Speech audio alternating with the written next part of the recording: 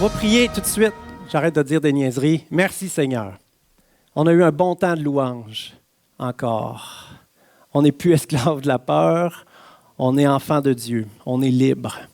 Merci Seigneur. Merci Père pour ton amour. Tu t'es révélé à nos cœurs, Seigneur.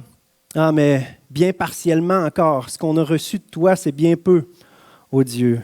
Alors continue cette œuvre, Seigneur, à nous faire réaliser la vie que tu veux pour nous, la liberté que tu veux pour nous. Dans le nom de Jésus, Amen. Alléluia.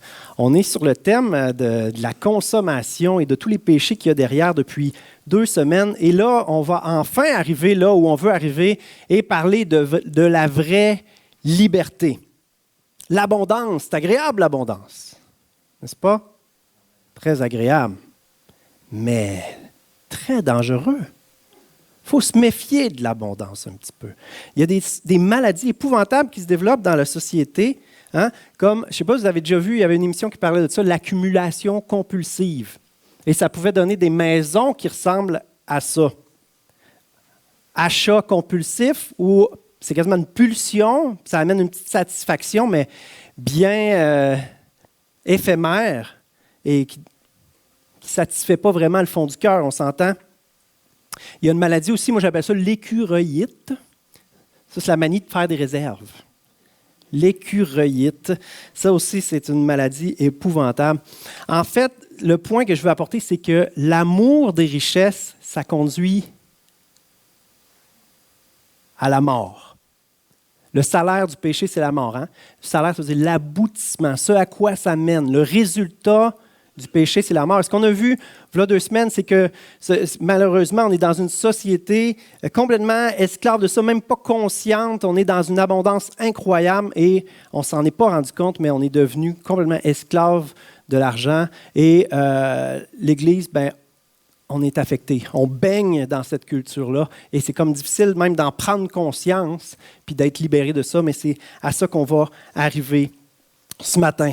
Chérie, je t'écoute. On y va avec l'histoire de Caïn et Abel. On ne l'a pas en diapo, mais je vous la lis. C'est une histoire, c'est facile à suivre, vous la connaissez pas mal, tout le monde. Adam eut des relations conjugales avec sa femme Ève. Elle tomba enceinte et mit au monde Caïn.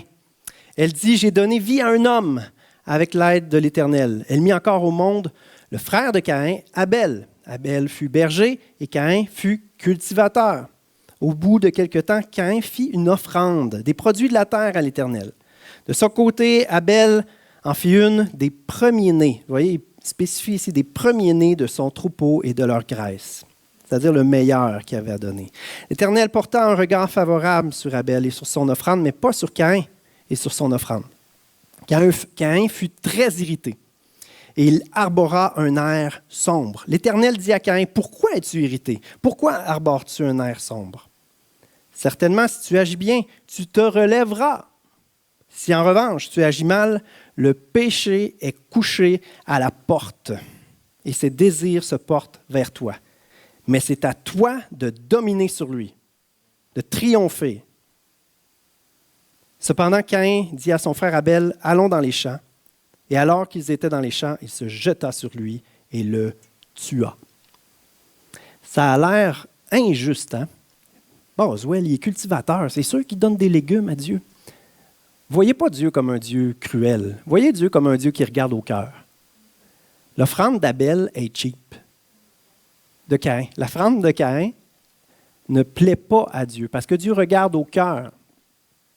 Donc, ce n'est pas une question d'injustice, ce n'est pas une question qui était agriculteur qui ne fait pas donner quelque chose de bon à Dieu parce que l'Éternel vient le voir et il dit, relève-toi, c'est à tout, tu peux triompher, tu peux te relever.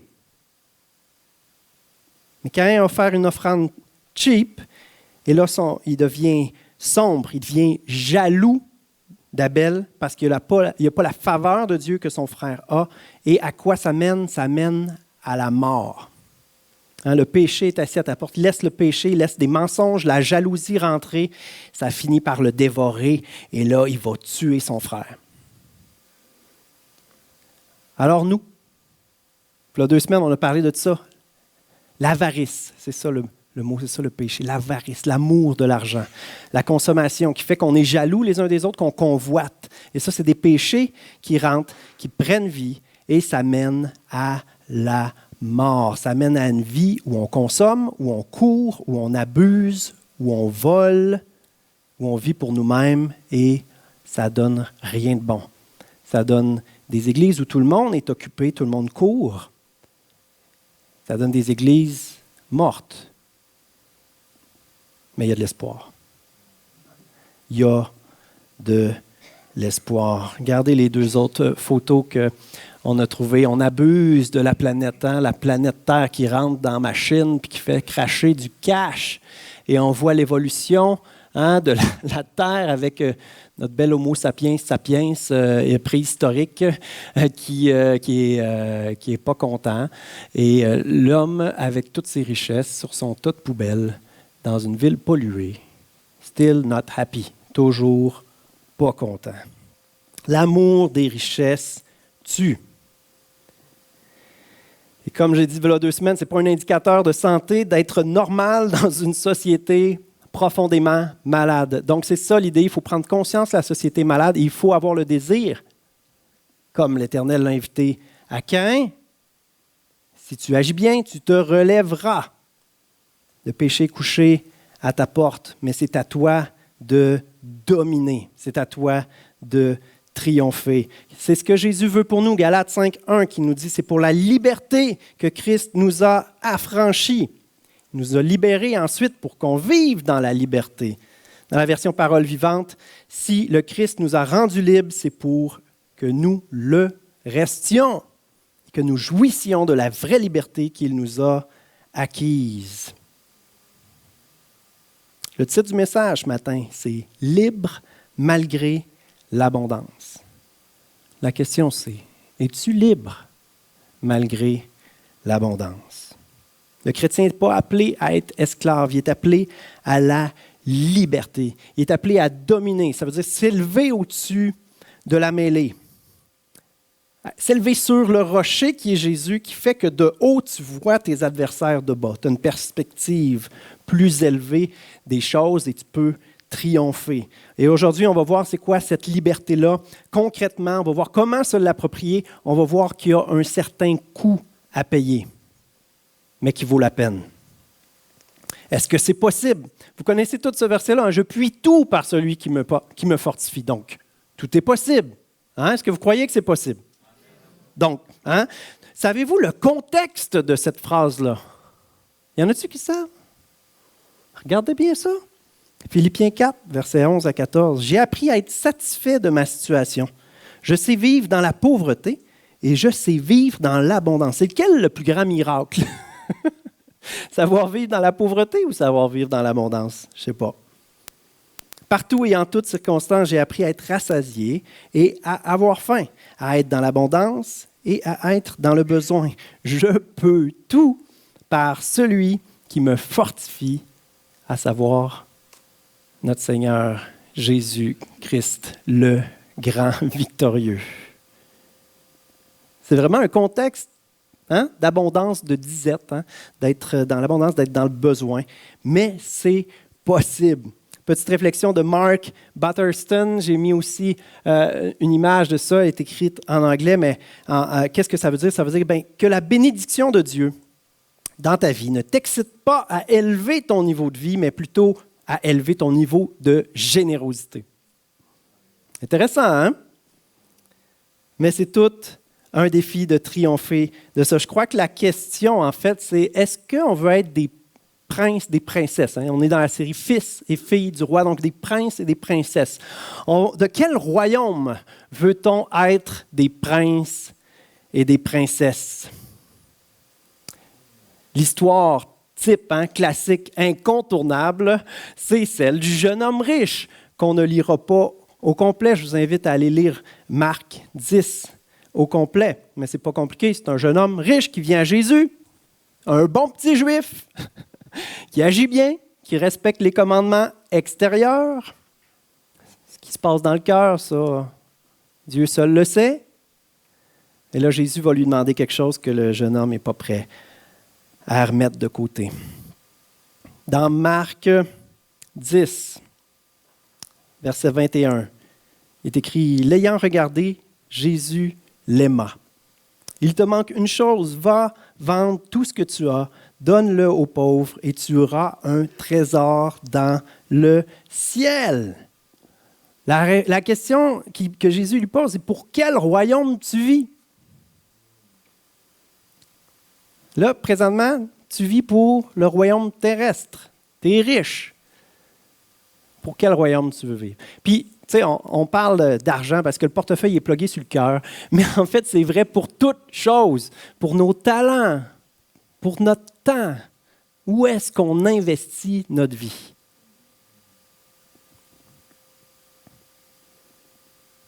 Vous connaissez l'expression « voyager léger ». Pas dans la Bible, ça, mais il y a un verset qui est équivalent. Bien-aimés, je vous encourage en tant que résidents temporaires et étrangers sur la terre à vous abstenir des désirs de votre nature propre qui font la guerre à l'âme. Est-ce qu'on a l'image précédente qui parle de ce que c'est voyager pas léger? On voit que ça n'a pas de bon sens. Hein? Si on est voyageur sur la terre, on ne veut pas s'alourdir, n'est-ce pas? Si on est des papillons, ah, elle aime ça quand je fais le papillon. Un papillon lourd, est-ce que ça peut voler? Non. Un papillon alourdi par toutes sortes de richesses, attaché à toutes sortes de choses terrestres, ne pourra pas voler haut. Mais ce que Dieu veut pour nous, ce que je veux qu'on saisisse ce matin, c'est la liberté qu'il y a en Christ qui fait qu'on peut déployer nos ailes puis s'élever au-dessus de la mêlée, dominer, triompher. Des résidents temporaires et étrangers sur la terre. C'est ce que le verset nous dit, n'est-ce pas? Des étrangers, des voyageurs, des ambassadeurs du ciel. Tout dépend de notre priorité, notre âme ou notre bien-être terrestre. C'est ça qui est écrit. Vous abstenir des désirs de votre nature propre qui font la guerre à l'âme. Il y a un combat là. Êtes-vous prêts pour le split? Là, ça, c'était l'introduction. Et là, on arrive enfin à la croisée des chemins où on va voir qu'il y en a une qui est bonne, qui nous permet justement de triompher, de dominer, d'être libre. Au temps de Jésus, il y avait une idole qui s'appelait Mammon. C'était la divinité de l'argent. Et Jésus dira dans Luc 16, « Nul serviteur ne peut servir 2 maîtres, car ou il haïra l'un et aimera l'autre, ou il s'attachera à l'un et méprisera l'autre. Vous ne pouvez servir Dieu et Mammon. » Une idole, c'est quelque chose que tu mets au-dessus de Dieu. C'est les raisons pour lesquelles tu vis. Le Dieu de l'argent, c'est de chercher la réussite terrestre, la réussite de sa vie par ses propres moyens et selon les standards de ce monde. C'est une question de motif, d'élan du cœur. Pourquoi tu vis? Être esclave de l'argent, Mammon, c'est tout qu'un mauvais maître. Regardez le tableau qui récapitule un petit peu, qui donne une idée, c'est quoi ces 2 royaumes-là. Regardons la colonne centrale, premièrement. Idolâtre de l'argent. C'est un royaume terrestre. Royaume d'éternelle insatisfaction, de jalousie, de convoitise, de désespoir, de mort. La mort de l'âme. Le statut, esclave, orphelin, perdu, qui ne sait pas pourquoi il vit. Notre rôle là-dedans, gagner l'estime des gens.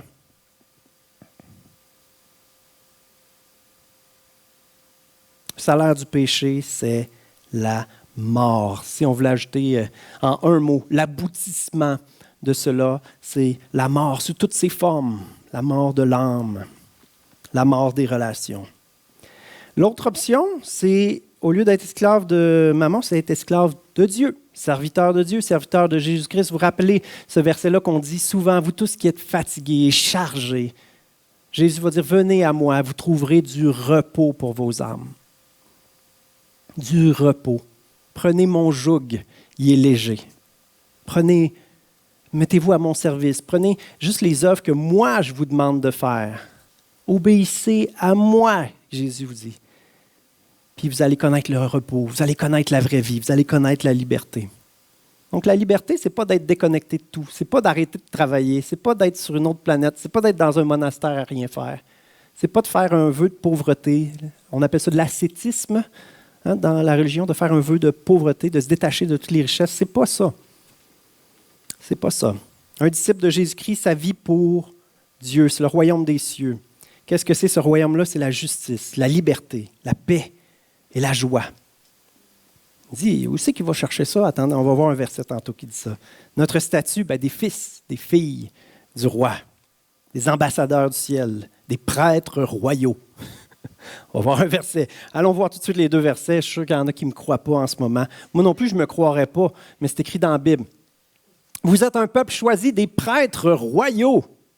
On offre des sacrifices. Notre vie est un sacrifice qui est agréable à Dieu.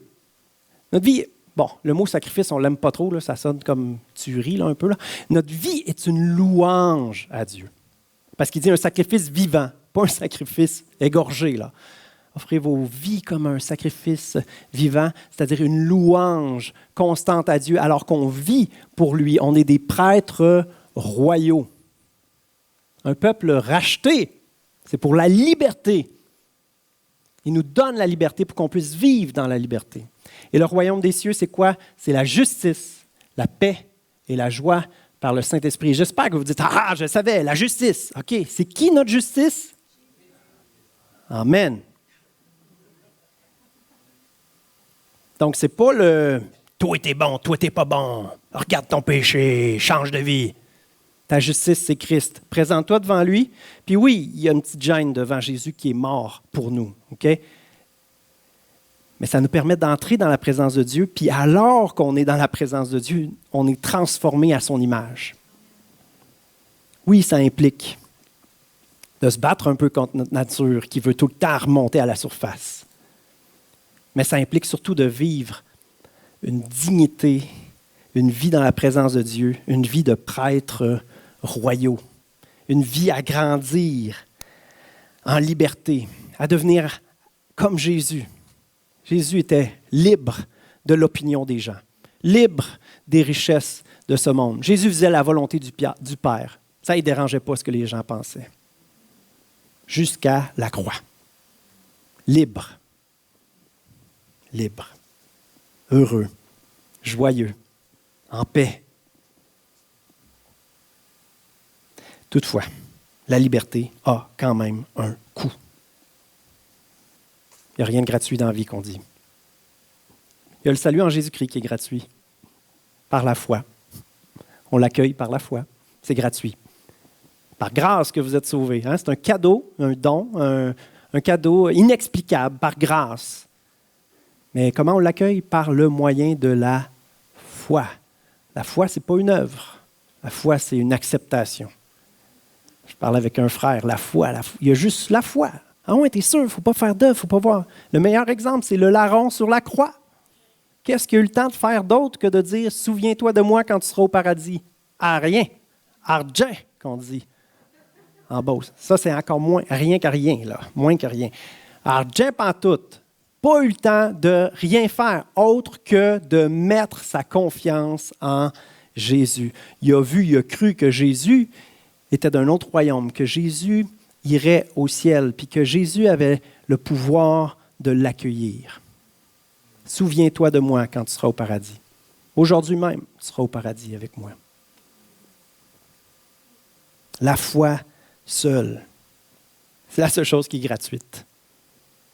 Ensuite, la vie abondante, la vie libre, il y a un petit coût à payer, mais qui vaut la peine. Il y en a peut-être qui se sentent mal là, en ce moment. Hein? Ça fait un bout là, qu'on parle de ça, puis c'est quand même tannant. On va faire un exercice ce matin. Fermez vos yeux. Fermez les yeux. Imaginez votre Père céleste ou Jésus qui vous regarde.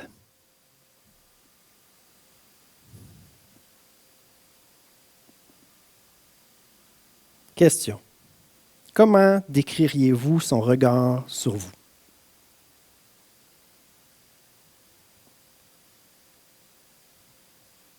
Il y a des mots qui vous viennent. Est-ce qu'il y en a qui seraient prêts à dire le mot qui leur vient? bienveillant, accueillant, amour, tendresse, amour, bonté, patient, joie, prend plaisir en nous. Ah ouais. Qu'est-ce que Jésus a dit tantôt? Vous vous rappelez l'histoire du jeune homme riche qui se termine mal quand même, n'est-ce pas? Mais qu'est-ce qui a précédé la directive que Jésus a dit? Jésus a dit, il te manque une chose. Mais qu'est-ce qu'il a dit? Jésus s'arrête. Marc 10, 21. Jésus, l'ayant regardé, l'aima. Il y a comme un petit moment d'arrêt, puis comme... C'est vrai que c'est un bon petit juif. C'est vrai qu'il ne manque pas grand-chose pour entrer dans la vraie vie. Je t'aime, mon chum. Il te manque rien que ça, là. Embarque, tu ne seras pas déçu. Jésus l'aima. Jésus ne le condamne pas, il fait juste mettre le doigt sur quelque chose qui accroche, là. Il y a quelque chose qui accroche. Si tu veux découvrir la vraie liberté, la vie abondante, il y a ça qui t'empêche encore. Tu es encore attaché aux richesses terrestres. Le prix de la liberté, c'est de suivre Jésus, de choisir, de décider de suivre Jésus, de lui faire confiance, de le laisser diriger nos décisions. Le prix de la liberté, c'est de répondre à son invitation. Suis-moi.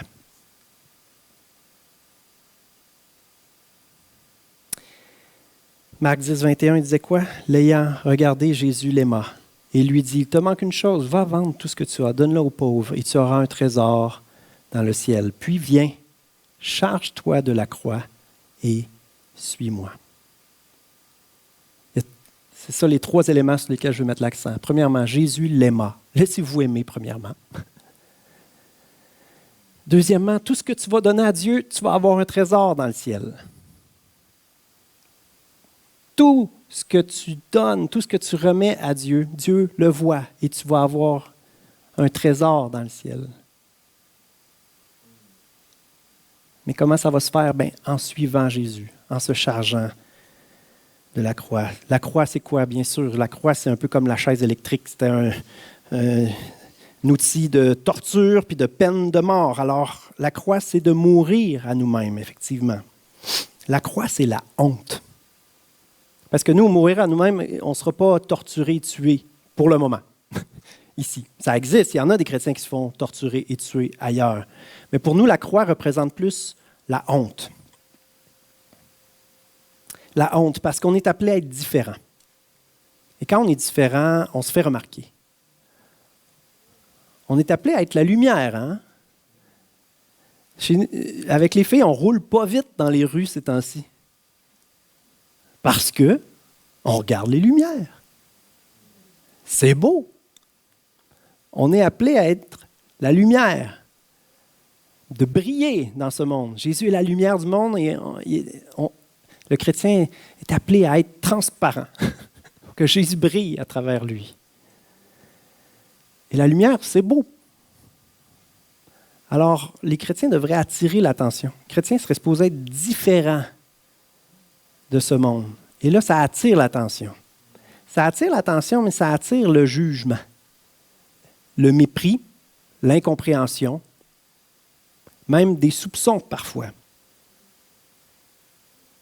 Le message de la croix, c'est la honte, c'est un scandale, c'est une folie. Et porter sa croix, c'est s'identifier à ça, c'est s'identifier à Jésus, c'est de vivre différemment, à contre-courant. L'opinion des gens. L'opinion des gens, puis rappelez-vous, il ne faut pas se leurrer. La façon que les gens dans la société pensent, nous aussi, on pense comme ça. Alors nous aussi, notre opinion, ce qu'on valorise, ce pourquoi on a de l'estime, repose sur ce que les yeux voient. Le succès, la réussite, les richesses. Alors l'opinion. L'opinion que les gens ont, l'opinion que nous-mêmes, on a. Imaginez, vous avez une maison plus modeste que ce que vous pourriez vous permettre. Alors les gens vous regardent comme quelqu'un qui a peut-être moins de succès que vous n'avez en réalité. Ce que les gens ne savent pas, c'est que le fait de vivre de façon plus modeste, vous permet de travailler un petit peu moins, d'avoir plus de temps, d'avoir un petit peu plus d'argent pour pouvoir bénir, pour pouvoir être disponible. Seigneur, qu'est-ce que tu veux que je fasse? Si on a une vie où on court tout le temps, on n'a pas de temps pour Jésus. Et c'est ça qui arrive. On n'a pas de temps pour Jésus, pas d'argent pour Jésus. Alors on court. On passe au travers de la vie. On survit. On fonctionne comme tout le monde. Il y a une personne dans l'Église qui avait commencé quand elle est venue au Seigneur, le Saint-Esprit la convainquait qu'il fallait qu'elle soit intègre, puis elle s'est mise à payer ses impôts, à déclarer ses affaires. Et elle s'est mise à charger les taxes à ses clients, ses clientes. Et là, ça éveillait des soupçons. Du genre, voyons donc, tu payes tes taxes, tu nous fais payer nos taxes juste pour avoir plus d'argent. Donc, l'incompréhension, même des soupçons, parfois. Si vous choisissez d'être intègre, d'être droit toute votre vie, ça implique de vous faire voler toute votre vie. Parce qu'il y a plein de gens qui tournent les coins ronds quand ils font leur rapport d'impôt ou qui cachent des choses, qui volent, et qui subit, qui paye pour ça les gens qui sont honnêtes. Mais un fils, une fille du roi, ça ne tourne pas les coins ronds. Imaginez la reine Élisabeth, OK? C'est le seul comme référent de royauté que j'ai, là. La reine Élisabeth, elle se fait pogner sur cire, à voler un beau collier de diamants. Elle est allée chez Sears, pour ceux qui écoutent d'ailleurs, là. Elle est allée chez Sears, puis elle s'est pris un beau collier, elle l'a mis dans sa sacoche, puis elle s'est fait pogner. Mais quelle honte! La reine Élisabeth. C'est pareil pour nous. Des fils, des filles du roi qui volent, qui extorquent, alors que toutes les richesses appartiennent à Dieu, alors qu'il nous promet de prendre soin de nous. My, quelle honte! Je ne vous mets pas une condamnation, rappelez-vous, Jésus l'aima. Mais il te manque une chose. Il y a comme un petit blocage là, à la bénédiction de Dieu dans ta vie là, en ce moment-là. C'est vraiment ça. Ce n'est pas pour nous faire du mal, ce n'est pas pour nous condamner, ce n'est pas pour nous rabaisser. C'est pour pouvoir nous bénir. Dieu aime bénir les gens généreux. Dieu aime bénir les gens libres de l'argent. Parce que sinon, l'argent va être une plaie dans ta vie. L'abondance ne sera pas une bénédiction si tu n'es pas libre par rapport à cela. C'est un choix. C'est Dieu ou c'est l'amour de l'argent. Le prix à payer, il est contre nous-mêmes. Il y a un combat intérieur contre notre chair qui est égocentrique, qui est centré sur nous-mêmes. Alors, ce qui est important pour nous, c'est soit l'opinion de Dieu, hein, ce que Dieu pense, ce que Dieu voit comme bon, versus celle des hommes. Faire sa volonté ou profiter de la vie comme tout le monde. Vous voyez, l'esclavage, il est naturel, il se fait tout seul. Tu suis le courant de la société, tu fais comme tout le monde, tu choisis la facilité, tu suis le courant, tu t'en rends même pas compte, puis tu es esclave des richesses. L'autre option, c'est d'être disciple de Jésus-Christ. Si on s'alourdit avec les richesses de cette terre, le papillon ne volera pas haut. On ne pourra pas s'élever. Est-ce qu'on veut la liberté de Dieu qui permet de s'élever ou on veut s'alourdir des richesses de ce monde alors qu'on est voyageur, passager sur la terre? Il est vaste le chemin qui mène à rien de bon. Il est vaste, il est facile, il est naturel. Il est étroit, le chemin de la vérité et de la vie que Dieu nous offre. Mais est-ce que c'est possible? 2 Pierre 1. Dieu nous donne tout ce qui est nécessaire à la vie et à la piété. C'est beau, hein? Quand on voit le contexte là, des passages, des fois, des belles phrases comme ça. Comme tout à l'heure, c'était tout est possible à celui qui croit. Je puis tout par celui qui me fortifie. Puis le contexte, c'était l'abondance ou la disette. Et là, ici, il nous donne tout ce qui est nécessaire à la vie, à la piété. Regardez bien quand il développe. En nous faisant connaître celui qui nous a appelés par sa propre gloire et par sa force.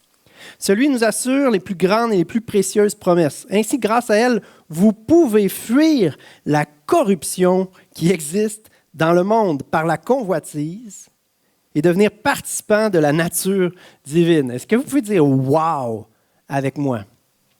Wow! Franchement, tout ce qui est nécessaire. Qu'est-ce que ça veut dire? Ça veut dire que si on accepte, il dit les plus grandes promesses, OK, plus précieuses promesses. Si on accepte là, d'être fils et fille du roi, là-dedans, là, dans cette réalité-là, tu as le cœur comblé. Tu es aimé. Tu fais confiance à Dieu. Bien, tu es libre de toutes ces richesses-là, de tous ces désirs, toutes ces pulsions, toute cette attraction-là. Tu n'en as plus besoin, ton cœur est comblé. C'est ça les plus grandes promesses, c'est d'accepter l'amour de Dieu, la valeur qu'on a à ses yeux, accepter notre nouvelle identité honorable, digne, qui nous permet de dominer sur ces choses-là qui vont nous satisfaire pour si peu de temps, de façon si superficielle. C'est la vie que Dieu veut pour nous. Il est possible de fuir. Vous pouvez fuir la corruption qui existe dans le monde. Il est possible de se débarrasser, d'être libéré de cette convoitise-là, qu'on le sait tellement que ce n'est pas bon pour nous, que ça nous détruit, que ça tue quelque chose à l'intérieur. Pourquoi? Pour devenir participant de la nature divine. Tantôt, c'était des prêtres royaux, puis là, c'est des participants de la nature divine. Je ne sais pas si c'est pour vous, là, mais moi, ça me dépasse un peu, cette série-là. Fils et filles du roi, prêtres royaux, participants de la nature divine. T'exagères pas un peu, Jésus?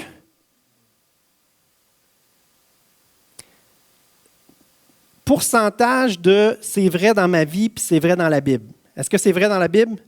100%. Est-ce que c'est vrai dans ma vie? Ouf, attends un peu là. Honnêtement, on ne dira pas le chiffre, là. Moi je suis comme 17%. Je suis seul? Y en a-t-il qui sont en haut de 50% d'assumer le participant à la nature divine puis prêtres royaux? Est-ce que vous le sentez, prêtres royaux, vous? Est-ce qu'il y en a qui aspirent à ça? C'est ce que tu veux, Dieu. All right, papillon. Je vais déployer mes ailes. Watchez-moi bien le monarque qui va apprendre à voler, la liberté. Yes, je le veux. Seigneur, fais-le dans ma vie.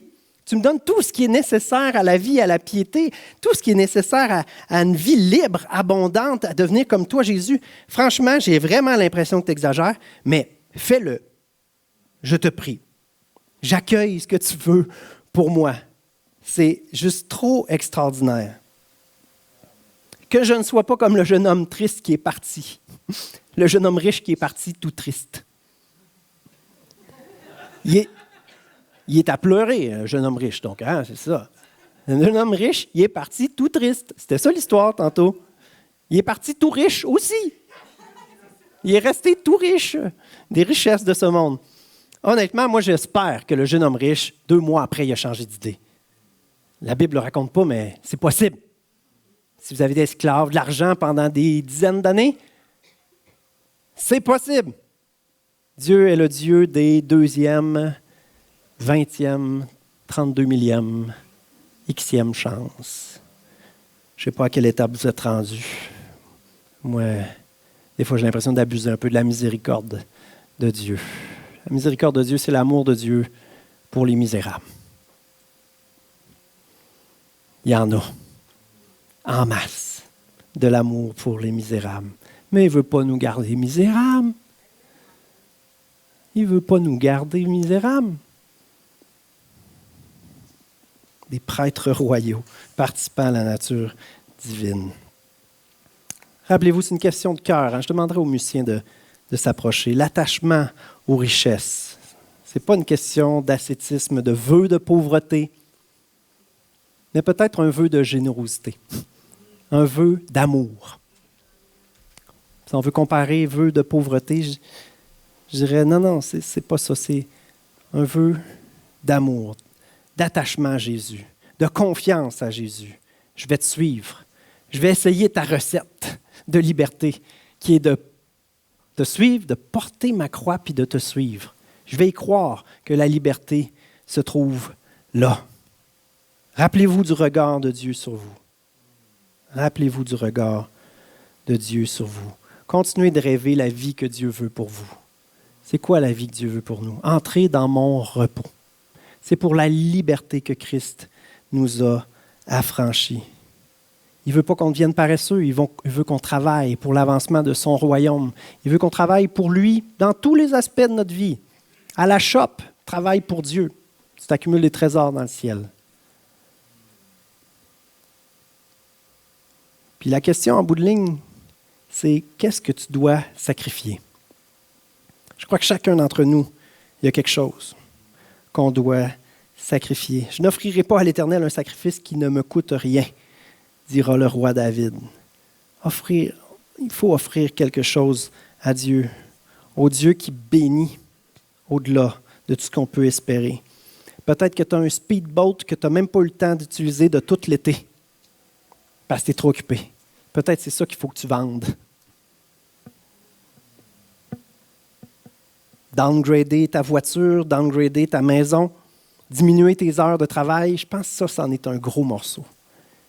Diminuer nos heures de travail, si c'est possible, pour pouvoir prendre soin de nous-mêmes, pouvoir prendre soin de notre famille, pouvoir donner du temps. Seigneur, qu'est-ce que je fasse?